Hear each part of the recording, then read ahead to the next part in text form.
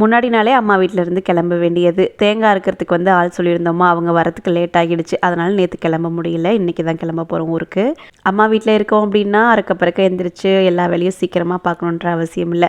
பொறுமையாக எந்திரிச்சு ஒவ்வொரு வேலையை செஞ்சாலே போதுமானது. காலையில் அப்படியே பொறுமையாக எந்திரிச்சு மாடியில் ஒரு வாக்கிங் போயிட்டு அம்மா காஃபி வச்சுருந்தாங்களே, அப்படியே பொறுமையாக உட்காந்து காஃபி குடிச்சிட்டு இருந்தோம். இன்றைக்கி பிரேக்ஃபாஸ்ட்டுக்கு சப்பாத்தியும் குருமாவும் தான். அம்மா தான் குருமா வைக்க போகிறது இன்றைக்கி. அம்மா எப்படி குருமா வைக்கிறாங்களோ அதே மாதிரியே தான் நானும் வைக்கிறேன். இருந்தாலுமே அம்மா வைக்கிற குருமா ஒரு டேஸ்ட்டில் இருக்குது, நான் வைக்கிறது இன்னொரு டேஸ்ட்டில் இருக்குது. நான் குருமாவில் உருளைக்கிழங்கு போடுறேன் அப்படின்னா நான் வேக வச்சு தான் ஆட் பண்ணுவேன். அம்மா வந்து பச்சையாகவே ஆட் பண்ணியிருந்தாங்க. அம்மாவும் பாப்பாவும் அன்றைக்கி சமைக்கிற வேலையை பார்த்துட்டு இருந்தாங்க. நான் வந்து ஊருக்கு போகிறதுக்கு எல்லா பொருளையும் எடுத்து வச்சுட்டு இருந்தேன். வயலில் வந்து குச்சி வெள்ளிக்கிழங்கு போட்டிருக்கோமா, அதில் ஒரு 5 கிலோ பக்கம் சிப்ஸ் போட்டு வச்சுருந்தாங்க அம்மா. அதிலேருந்து ஊருக்கு கொஞ்சம் நானும் எடுத்துக்கிட்டேன்.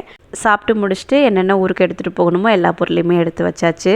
மெயினாக தேங்காய் எடுக்கிறதுக்காக தான் வந்தோம். ஒரு 200 காய் பக்கம் எடுத்து வச்சாச்சு.